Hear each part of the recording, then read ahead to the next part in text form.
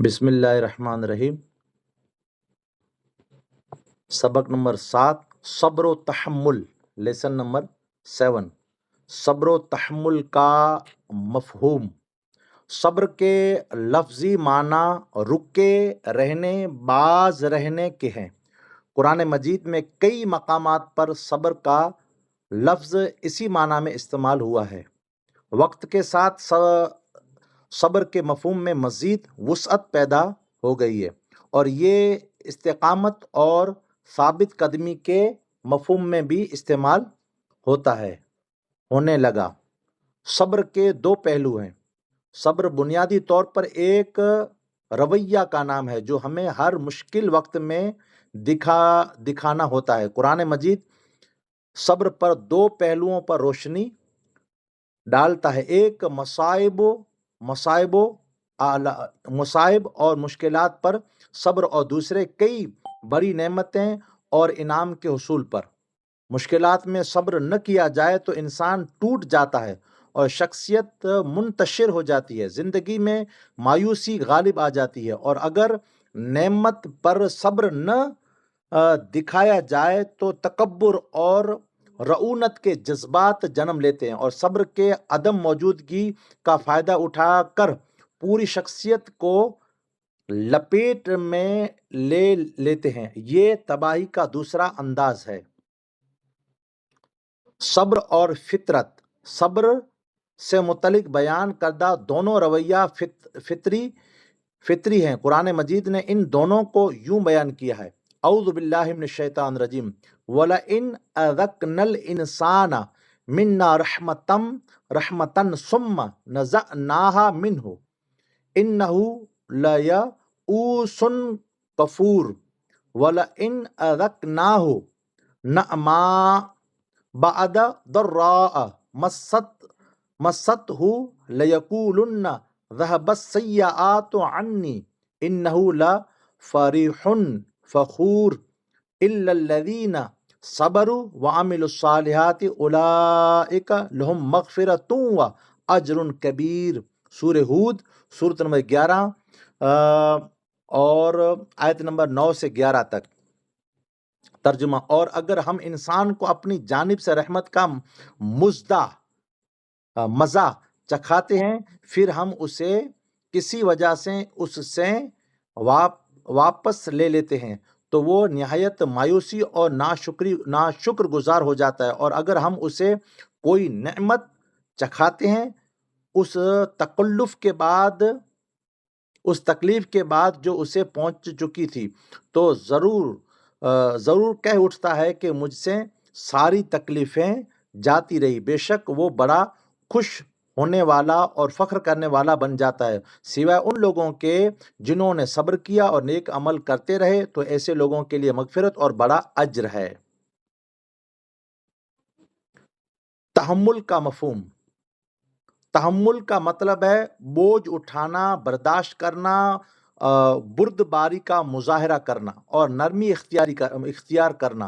دینی اصلاح میں ناگواری اور ناپسندیدہ امور میں برداشت سے کام لینا اور نامناسب حالات میں نرمی اور تواضع کا اظہار کرنا تحمل کہلاتا ہے۔ اہل علم کے نزدیک صبر و تحمل تقریباً ہم معنی لفظ ہے۔ صبر میں مصائب و مشکلات کو برداشت کیا جاتا ہے اور تحمل میں غصہ اور اشتعال کی کیفیات کو برداشت کیا جاتا ہے۔ یہی صبر اور تحمل کے درمیان ربط ہے، اور ان دونوں اصطلاحات کا بطور مترادف استعمال عام ہے اور معروف و مقبول بھی ہے۔ صبر اور تحمل کی حقیقت۔ صبر اور تحمل کی حقیقت کے حوالے سے یہ بات ذہن نشین رکھنا ضروری ہے کہ انتقام کی قدرت نہ ہونے اور انتقام نہ لے سکنے کی کمزوری اور مجبوری میں صبر و تحمل کے مفہوم میں شامل ہے، مگر صبر و تحمل کا اعلیٰ درجہ یہ ہے کہ انتقام اور بدلے کی پوری طاقت رکھنے کے باوجود غصے کو پی جانا اور عفو درگزر سے کام لینا۔ اللہ تعالیٰ کی صفت حلم، اللہ تعالیٰ کی صفاتی ناموں میں سے ایک نام حلیم بھی ہے۔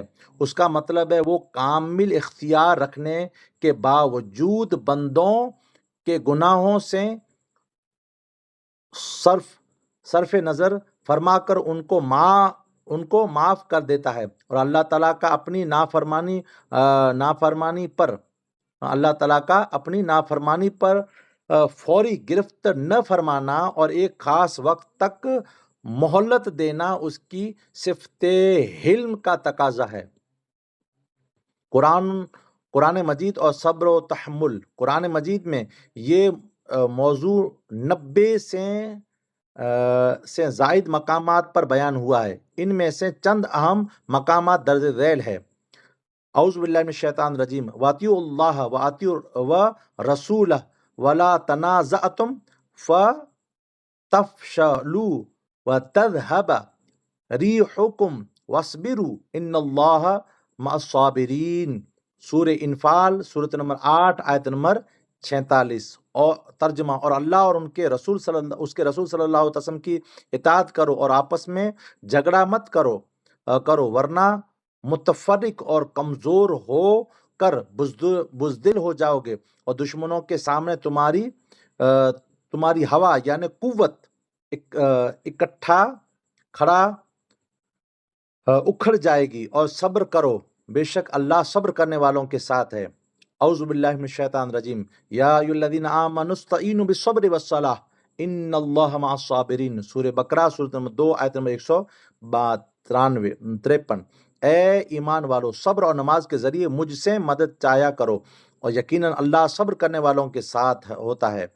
اعوذ باللہ من الشیطان الرجیم، یا ایھا الذین آمنوا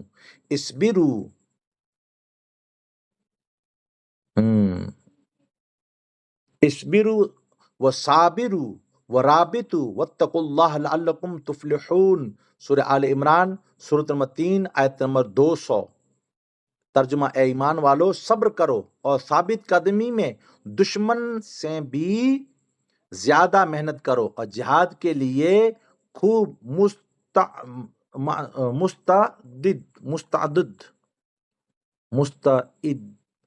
مستعد رہو، اور ہمیشہ اللہ کا تقوی قائم رکھو تاکہ تم کامیاب ہو سکو۔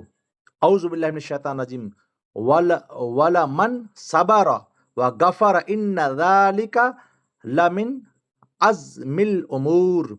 سورہ الشورى، سورۃ نمبر 42 اور آیت نمبر 43۔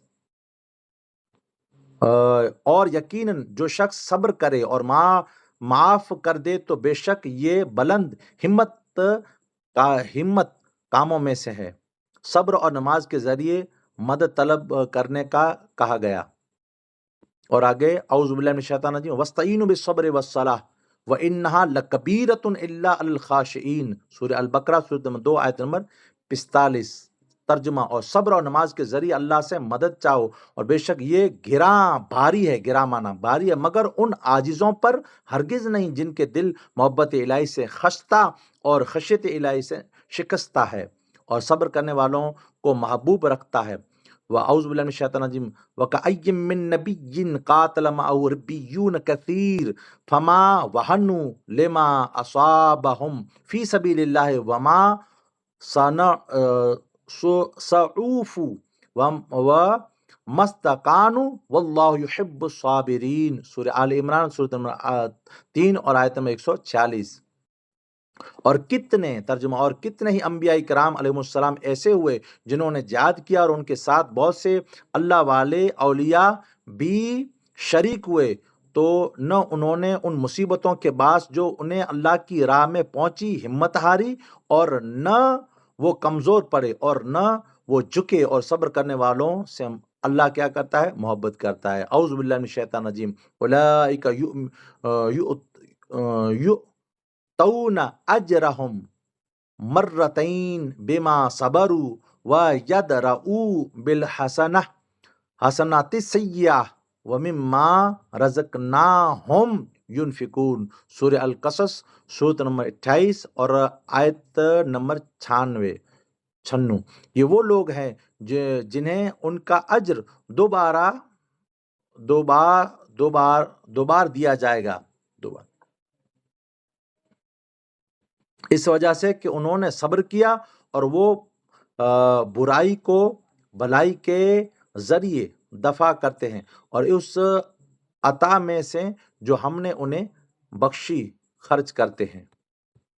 اعوذ باللہ من الشیطان الرجیم قل یا عباد الذین آمنوا اتقوا ربکم وللذین احسنوا فی هذه الدنیا حسنہ وارض اللہ اور ارض اللہ واسعۃ انما یوفی الصابرون اجرہم بغیر حساب۔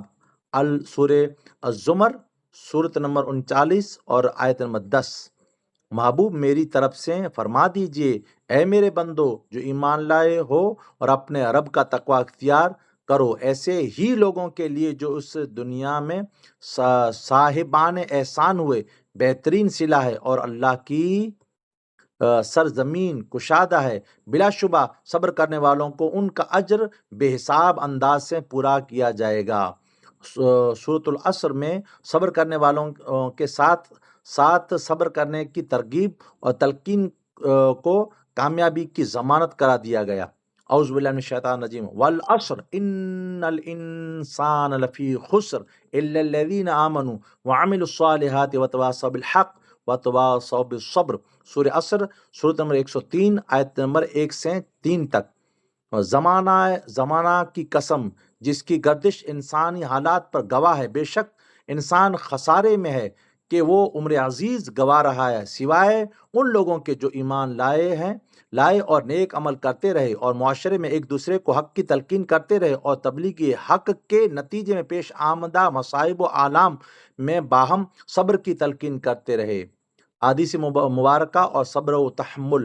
حضرت ابو ہریرہ رضی اللہ تعالیٰ عنہ سے روایت ہے، حضور نبی اکرم صلی اللہ علیہ وسلم نے فرمایا، اللہ تعالیٰ فرماتا ہے کہ جب میں کسی مومن بندے کی کوئی عزیز چیز اس دنیا سے اٹھا لوں اور وہ اس پر صبر کرے تو اس کا بدلہ میرے یہاں جنت کے سوا اور کچھ نہیں۔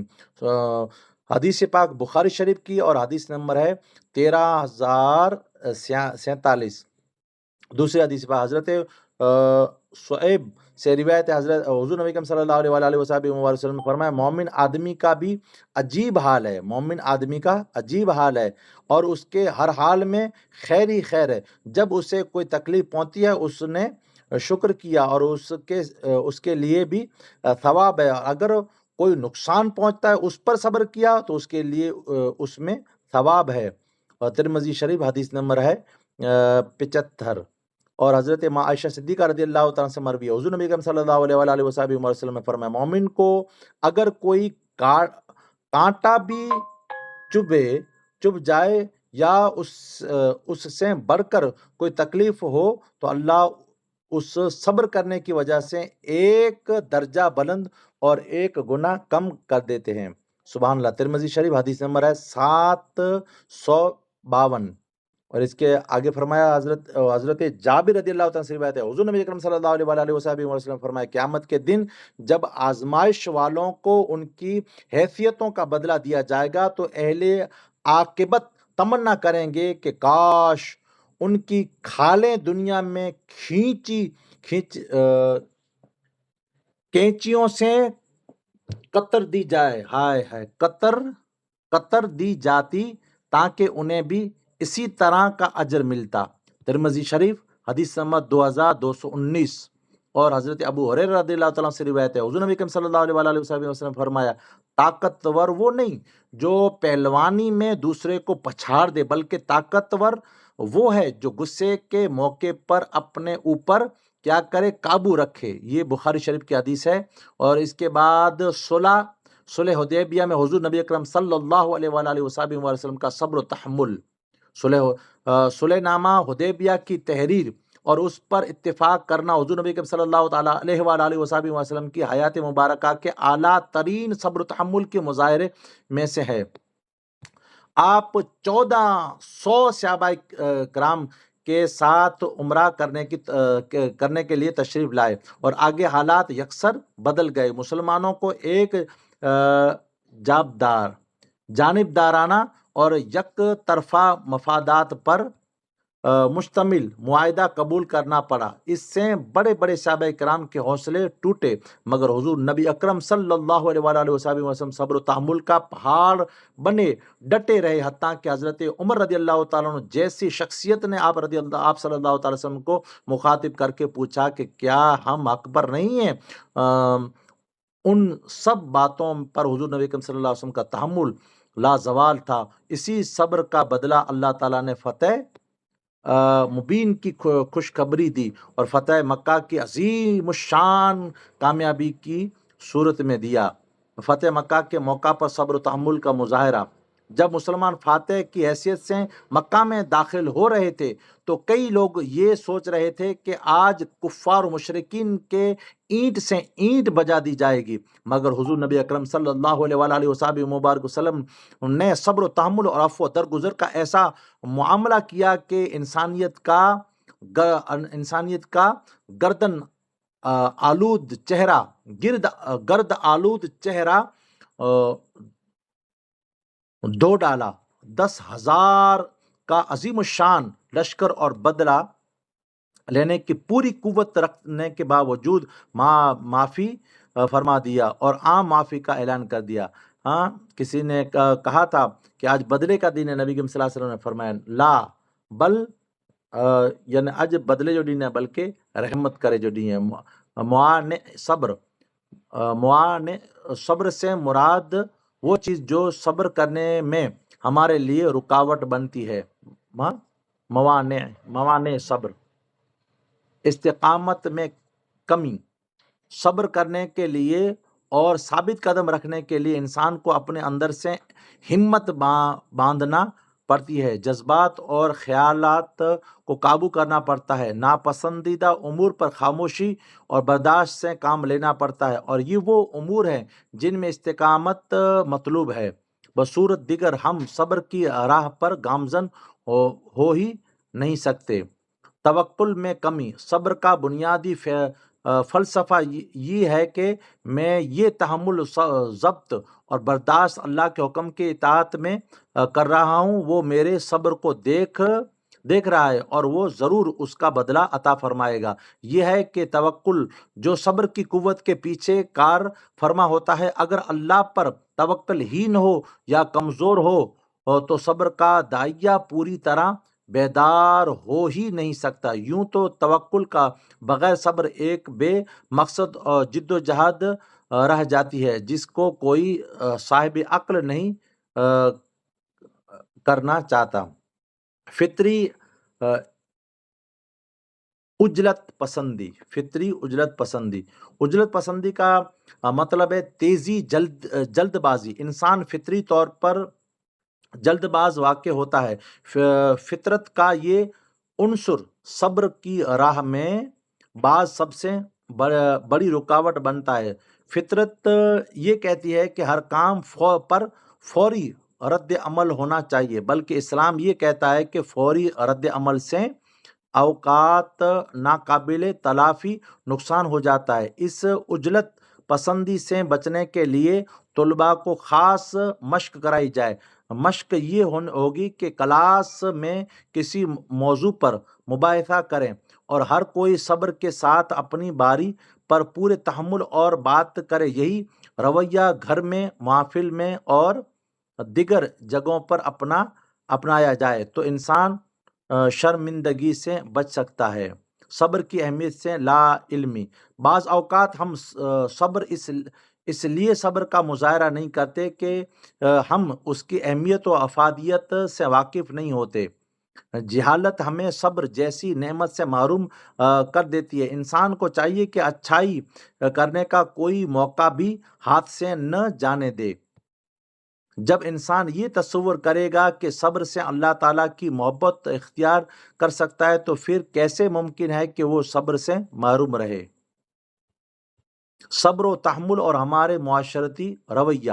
اگر افراد صبر و تحمل کا مظاہرہ کریں تو ان سے جو معاشرہ ترتیب پائے گا وہ بھی سنجیدہ اور بردبار ہوگا۔ ہمارے یہاں معاشرتی طور پر صبر و تحمل سے دوری نے پوری معاشرے میں ہجانی کیفیت پیدا کر دی ہے۔ ہر کوئی نفسا نفسی کے عالم میں ہے۔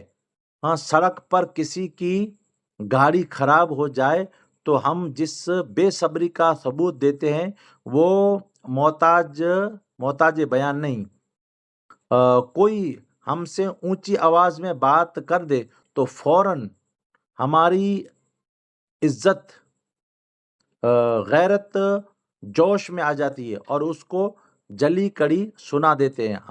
ہمارے یہ رویہ قرآنی تعلیمات اور سیرت النبی صلی اللہ علیہ وآلہ وسلم سے بالکل کیا ہے، متصادم ہے، ٹکراؤ میں سے ہیں۔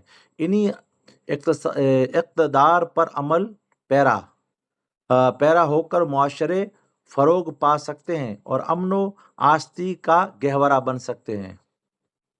جی اس کے بعد سوالات ہے جی قاضی صاحب، اس کے بعد خالی جگہ اور اس کے بعد اور چیزیں بھی ہے۔